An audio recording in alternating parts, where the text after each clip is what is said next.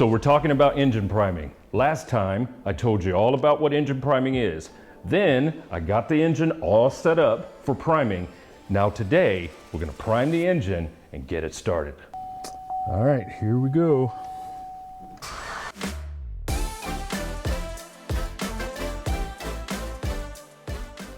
I'm Big Red, and I'm going to show you how you can do a tough job like swapping your engine in a tiny two-car garage. I just finished swapping a 3.6 liter remanufactured engine into my SUV because the timing chain failed. There's two factors in timing chain failure: oil and the engine's design. So what is a timing chain? A timing chain is this right here. This is the engine, the old engine that came out of the car. The timing chain is what you'd call the conductor that controls all of the moving parts in the engine. There's 3 timing chains on this engine. If the timing chain overheats, what can happen is it will stretch. And if it stretches, then one of these will skip. If that happens, the engine will get all out of whack, and this kind of thing can happen, where you will see pieces and parts that just explode in the engine and leave you with a big mess. Timing chain failure is a well-known issue in all GM crossover SUVs, including the Traverse, the Acadia, the Enclave, and the old Saturn Outlook. Why do these cars have timing chain issues? Well, the consensus is still out, but GM says it's because of irregular oil changes. In my case, it was using cheap oil and cheap oil filters. So enough talking. Let's get started priming this engine and then start it up.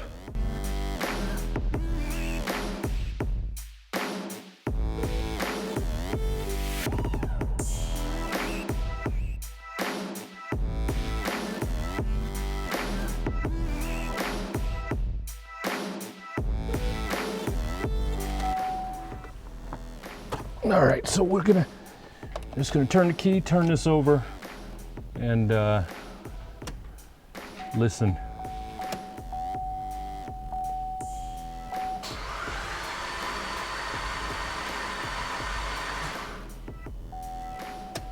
All right, let's take a quick look. I'm gonna watch the pistons. Go ahead, turn it over.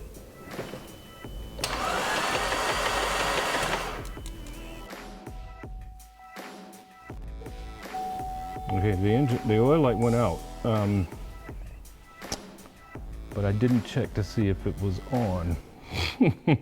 So we turned the engine over, but I forgot to look at the oil indicator light to see if it was on first because it's out now. So I didn't get a chance to see if it was on. If it was on first, then that would say to me that the engine oil indicator is detecting that there's no oil pressure. But now it's out. So I don't know if it was ever on. So what we're gonna do is take the oil filter off and see if there's oil in the filter. So I'm putting a towel down here to catch the oil as it falls. I wanna see if oil actually comes out of there.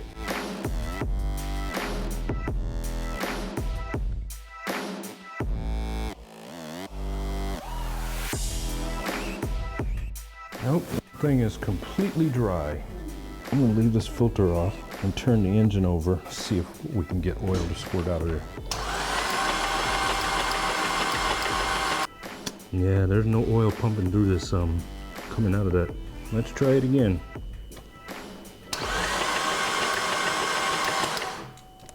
We have oil.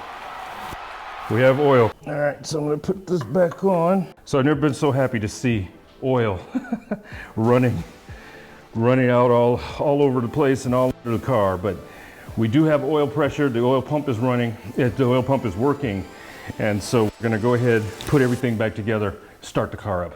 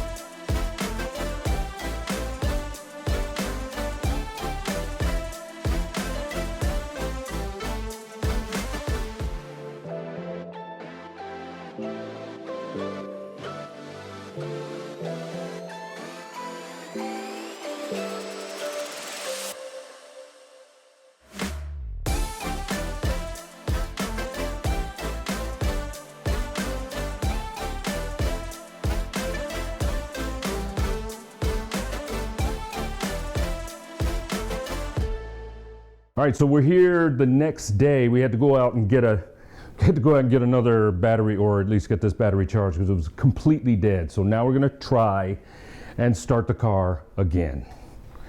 All right, here we go.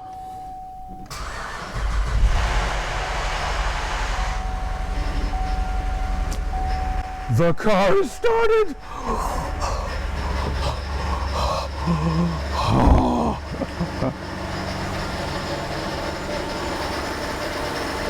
I don't know what that noise is in there, but